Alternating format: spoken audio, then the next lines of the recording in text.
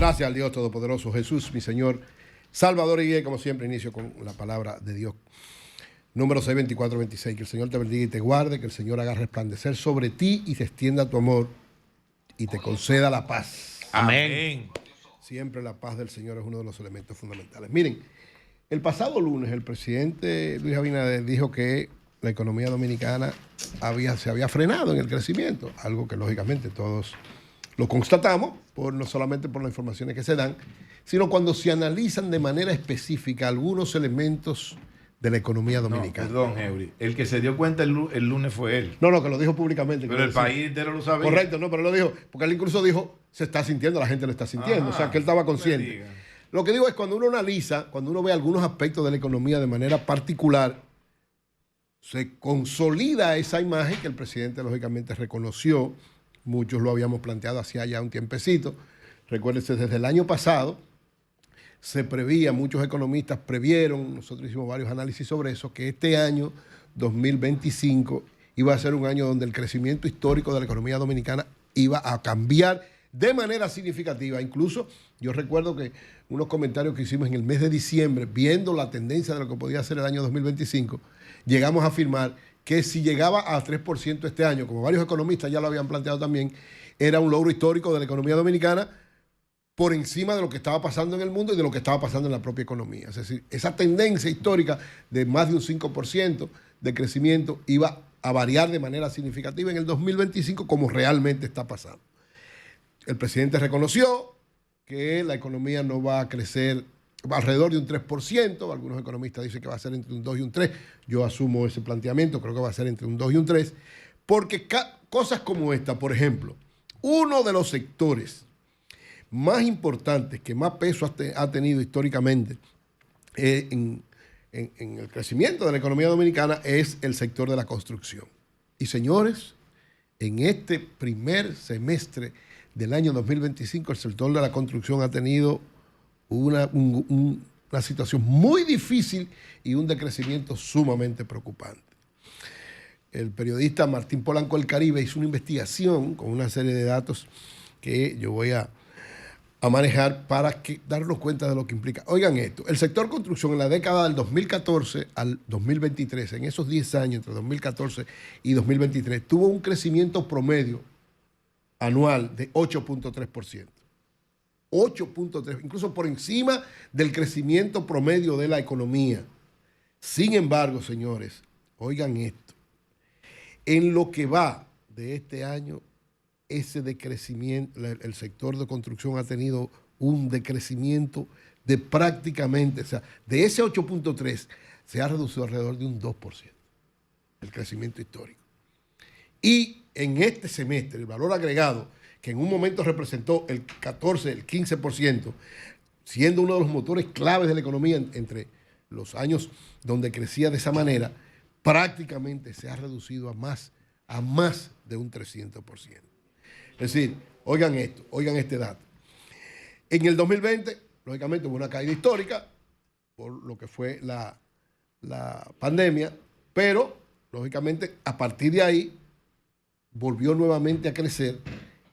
En el 2021 logró un crecimiento significativo, pero en lo que va del primer semestre del 2025, ese decrecimiento ha sido de menos 1.2%. Es decir, de estar creciendo históricamente durante 10 años por encima de un 8%, en este semestre ha decrecido menos 1.2%. Es decir, no ha tenido crecimiento, sino que ha tenido un decrecimiento, lógicamente, lo hemos dicho en varias ocasiones, fruto de que no hay un impacto significativo de la inversión pública del gobierno.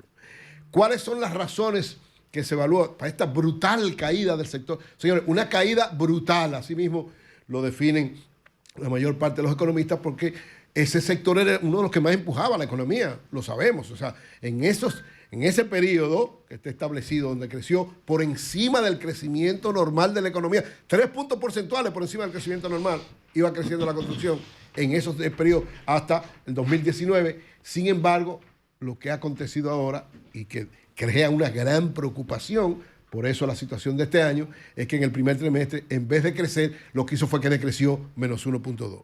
Hay varias razones que explican este asunto. La primera es la baja inversión pública del gobierno. No hay inversión pública. Es decir, prácticamente, usted decir, o sea, el gobierno en los últimos años, pero especialmente, ¿verdad?, en el año anterior, en el año pasado y en este año, no ha tenido efecto importante de inversión pública, bueno, por miles de razones. Se le cayó la reforma fiscal, no hay recursos, todo lo que usted quiera decir. Pero lo cierto y lo concreto, en términos específicos, es que no hay una inversión pública importante. Por eso, el sector construcción pasa por esta situación. Lógicamente, las altas tasas de interés es otro elemento que afecta de manera sensible.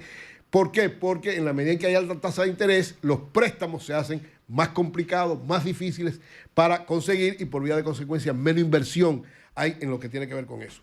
Y hay que decir también que, lógicamente, esta situación de la economía mundial también afecta de alguna manera sensiblemente esta situación, porque esta incertidumbre y todo este tipo de elementos que llevan inestabilidad en todos los órdenes plantea entonces una preocupación también. Pero en sentido general, los elementos fundamentales son internos, no externos. Los elementos fundamentales son internos. Baja inversión pública, altas tasas de interés y prácticamente situación difícil de facilidades para este sector que no ha tenido facilidades claras y precisas en términos macroeconómicos por la política que ha llevado el gobierno. Esto ha provocado, como es lógico, es uno de los sectores que más empleo también produce por el efecto que tiene en la economía. Imagínense, un sector que crecía de manera particular solo alrededor de un 8 o 9%, generaba una gran cantidad de empleos que lógicamente no se están dando, que además tiene otra realidad especial que también ha contribuido a afectarlo. Esta situación tiene mucha informalidad, o sea, el sector construcción tiene muchos trabajos formales, pero también muchos trabajos informales, sobre todo, ¿verdad?, de mano de obra extranjera ilegal, y esto también ha afectado. Todas estas medidas últimas que se han dado, unido a esos elementos anteriores, ha contribuido a que el sector construcción esté en una situación sumamente difícil. Es decir, señores, uno de los sectores que más impulsaba la economía durante el periodo 2014-2023, prácticamente se cayó en el 2024 y se ha caído en este primer semestre del 2025 hasta el punto de que ha decrecido menos 1.2%. Y es una grave preocupación y es lo que explica, decía, al usted analizar algunos elementos particulares, pero en este caso el sector construcción, lo que explica lo que el presidente dijo el lunes. El desarrollo de la economía dominicana, el crecimiento que tenía históricamente, ha sido frenado de manera drástica y ya se siente en todos los órdenes porque esta situación del sector construcción afecta gran cantidad de empleo, gran cantidad de ingresos de familia, grandes sectores que están, porque la construcción es, digamos, una especie de los sectores más transversales de la economía porque impacta en muchas áreas, en muchos niveles y a muchas familias. Ojalá que esta situación pueda ser reevaluada por el gobierno y revisada. Ojalá que sí. Por otro lado, miren, nuestra relación con China, cuando el presidente Danilo Medina tomó la decisión histórica y valiente de restaurar las relaciones con China, yo pienso que Danilo estaba teniendo una visión de futuro que mucha gente no entendió en aquel momento, que tal vez, como han dicho varios, tal vez puede ser una de las cosas que provocó que los Estados Unidos impulsaran una serie de cosas para que él no siguiera en el poder o para que el PLD no siguiera en el poder. Pero la visión que tuvo Danilo fue correcta desde el punto de vista histórico y correcta desde el punto de vista económico. ¿Por qué digo esto? Señores, miren, ahora todos vemos lo que está pasando entre China y Estados Unidos. Es decir, la economía china se está convirtiendo en una de las principales, peleando por ser la principal economía, por tanto, es el otro referente importante del negocio del comercio mundial. Entonces, usted, aunque es principal o uno de los principales socios de la economía más importante, no puede quedarse simplemente en esto, sino también tener algunos niveles con el otro lado, que es lo que previó, pienso yo, el presidente Danilo Medina en ese aspecto. Y en segundo lugar, miren cómo son las cosas en las ironías de la historia. Cuando sucede la debacle de la economía mundial y la situación de salud con el COVID, si República Dominicana no hubiera tenido relación con China, señores, la cantidad de muertos que hubiera habido en la República Dominicana hubiera sido extraordinariamente alta. ¿Por qué no hubo tantos muertos en República Dominicana por el COVID? Porque China, en un momento en que Francia y Estados Unidos, a pesar de que le pagamos las vacunas, nos engañaron, que todavía eso es un expediente que hay que explicarlo, China nos donó y nos vendió a precio especial la mayor cantidad de vacunas que garantizaron que República Dominicana pudiera no tener tantos muertos y salir rápido de la situación del COVID. Entonces, eso es visión, eso es previsión, eso es tener claridad en torno a lo que se va a hacer. Lógicamente, por una situación especial, pero lógicamente China, que es uno de los soportes de la economía mundial y que en ese momento fue uno de los soportes para los que apelaron a ellos con ese sentido de solidaridad y de ayuda, porque nos donaron una gran cantidad primero de vacunas y después la otra nos la vendieron a precio especial. Y eso es un agradecimiento histórico que tiene que tener la República Dominicana hacia China. Y unido a eso, estamos hablando de que China ha entendido que América Latina es un mercado importante, aunque está dominado por los Estados Unidos. ¿Sabe? Los chinos no quieren tener guerra con Estados Unidos desde el punto de vista convencional, pero guerra económica sí tiene que haberla, porque los mercados no son de Estados Unidos, los mercados es de todo el mundo.